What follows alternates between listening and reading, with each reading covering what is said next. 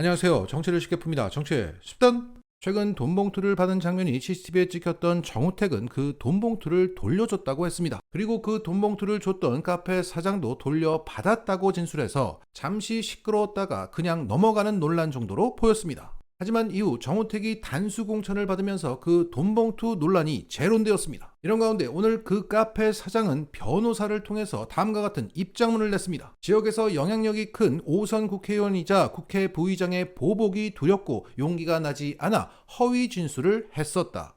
돈봉투를 돌려받은 적이 없다. 카페 사장 A씨는 일부 언론사와의 전화통화에서 돈을 돌려받았다고 허위 진술한 사실은 있으나 당시 정우택 의원실 보좌관이 병원에 입원 중인 A씨를 찾아와 회유를 했다.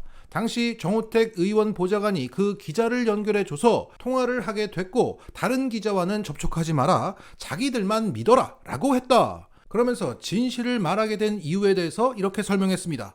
경찰 조사가 시작되고 사건이 커져서 더 이상 숨길 수 없어 고심 끝에 어떤 일이 있어도 진실하게 진술하는 것이 최상이라고 판단했다. 그러니까 정우택은 위증교사까지 했다는 겁니다. 이 위증교사 행위가 어느 정도 입증만 된다면 증거인멸 행위를 한 것이기 때문에 구속사유에 해당됩니다. 물론 지금 정권에서 정우택이 구속될 것이라고 보지는 않습니다만은 원칙적으로 그렇다는 것이고 뇌물의 위증교사이기 때문에 정치적인 파장이 만만치 않을 겁니다. 자, 여기에 대해서 정우택은 이렇게 반응했습니다. 저도 고소를 했기 때문에 대단한 문제가 아니라고 생각한다. 그러니까 나도 그 카페 사장 A씨를 허위사실 공표 혐의로 형사 고소를 했다는 겁니다. 도대체 열흘 사이에 무슨 일이 있어서 A씨가 손바닥 뒤집듯이 거짓말을 하는지 저는 반드시 그 뒤에 배후 세력이 있다고 생각한다. 수사기관에서 조사의 진실이 밝혀질 것이다. 자, 위증교사까지 해놓고 무슨 배우를 찾는지 모르겠습니다.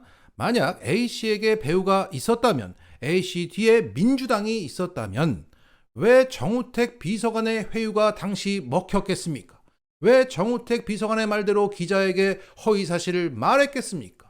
배우가 없었으니까 일시적으로 따랐다가 논란이 커지고 역고소까지 당하게 되니까 진실을 말한다고 나오는 거 아닙니까? 자, 현재 공천 파동 속에서 정우택의 문제가 거론되고 있고 앞으로도 거론될 수밖에 없습니다. 그리고 선거 기간이기 때문에 이 문제는 더 민감할 수밖에 없습니다. 정우택의 지역구는 청주 상당구입니다. 청주 1번지라고 불리는 이 상당구에서 정우택이 흔들린다면 국힘의 청주 선거, 충청 선거가 힘들어질 수도 있습니다. 그래서 오늘 정우택이 입장을 낼 때 정우택, 김진모, 김동원, 김수민 새로운 청주 원팀 공동선언문 발표라는 타이틀로 냈습니다. 그만큼 이것은 개인의 문제가 아니라 지역 전체의 문제라는 인식입니다. 게다가 어제 청주시장을 찾은 한동훈을 향해서 한 국힘 당원이 돈봉투를 받은 정우택 사퇴시키라고 시위했습니다. 지역 내에서의 동요가 있다는 거예요. 따라서 재점화된 정우택의 돈봉투 사건을 물고 늘어져야 합니다. 여기에 한동훈은 정우택 돈봉투에 대해서 선거철마다 불거지는 네거티브일 뿐이다 라고 말하면서 사실이 불명확해서 공천 배제 대상은 아니라고 말했습니다. 잘했습니다. 자, 증거가 너무나 명확합니다. 이보다 더 명확한 증거가 없어요. 선거 기간 청주 지역, 충청 지역, 아니 전국적으로 선거 차량 24시간 돌리면 됩니다. 그런데 저렇게 나오고 있는 거예요. 따라서 이것은 정우택이 안 물러나도 좋고 물러나도 좋은 꽃놀이패다. 다음 뉴스. 오늘 민주당은 권양엽 공천을 김혜경 비서 사천이라고 말한 악플러 한동훈을 허위사실 유포 혐의로 고발했습니다. 그리고 조국 대표는 방송 진행자가 한동훈을 만날 의향이 있는지에 대해서 묻자 당연하다고 말하면서 이렇게 말했습니다. 한동훈 장관 시절에 따님 같은 경우도 11개 입시비리 이런 예가 있었는데 모두 무혐의 처분되지 않았습니까? 이거에서 의견도 제가 물을 생각입니다. 그리고 바로 얼굴을 마주 보고 왜 전화 비밀번호 관련해서 공개를 안 하시냐? 그 60장 사진이 뭐냐? 공수처에서는 손준성, 한동훈 두 분이 공모한 것으로 의심하고 있는데 뭐냐고 물으려고 합니다. 바로 정면에서 물어야 되겠죠? 라고 답했습니다. 내 눈을 보면서 말해. 이겁니다.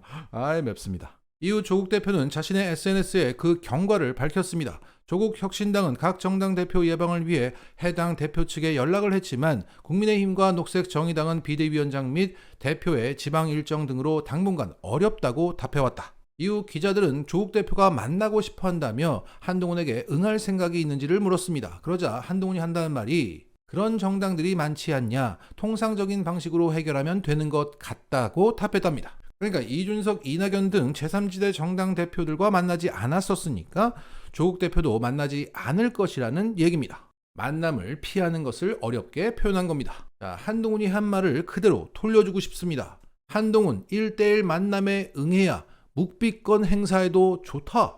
자, 분명 한동훈은 죽었다고 생각했는데 다시 살아 돌아온 조국이 두려운 겁니다. 또한 자신의 딸의 입시 비리를 덮었는데 그게 들춰질까봐 두려운 겁니다. 게다가 외적 컴플렉스가 있는 한동훈은 조국 대표와 비교되는 게 두려운 겁니다. 까치발로는 커버가 안 돼. 조국 대표는 한동훈 만나서 머리를 쓸어 넘기면 됩니다. 이렇듯 여러모로 한동훈에게 조국은 저승사자입니다. 저승사자를 피해 도망다니는 악플러의 이야기가 시작됐습니다. 다음 뉴스. 최근 국힘당의 성일종 의원이 이토 히로부미는 잘 키운 인재라고 발언해서 큰 파장이 일고 있습니다. 지난 3월 3일 성일종은 자신의 지역구인 서산에서 서산장학재단 장학금 전달식에 참여해 학생들 앞에서 이렇게 발언했습니다. 미국이 일본을 무력으로 굴복시켰을 때 일본의 작은 도시 하기에 있었던 청년 5명이 영국으로 유학을 다녀오겠다며 주 정부에 장학금을 요청했다. 하지만 법적으로 장학금을 줄 수 없자 재정국장이 금고문을 열어둔 채 나갔고 청년들은 금고에 있던 금괴를 갖고 영국으로 가서 공부를 하고 왔다. 그렇게 공부하고 돌아와 해군 총사령관 등이 됐는데 그 중에 한 명이 이토 히로부미다. 다음 세대를 키울 장학제도가 없을 때 재정국장이 금괴를 훔쳐갈 수 있도록 만들어 주었고 이토 히로부미 등이 그 금괴로 공부하고 난 뒤에 일본을 완전히 개발시켰다.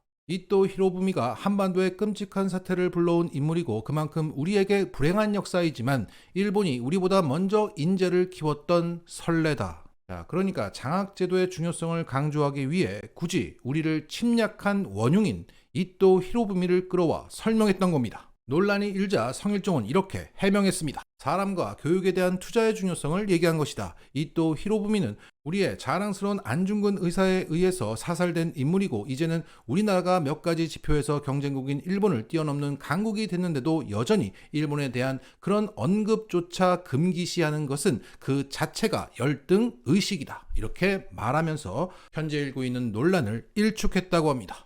자, 참고로 이 서산장학재단은 성완종 리스트의 주인공인 성완종 전 국힘 의원이 설립한 재단이고 성일종 의원이 이어받아 운영 중에 있습니다. 자, 장학제도의 중요성을 강조하기 위한 예시가 그것밖에 없습니까? 미국이나 유럽의 예시는 차고 넘칩니다.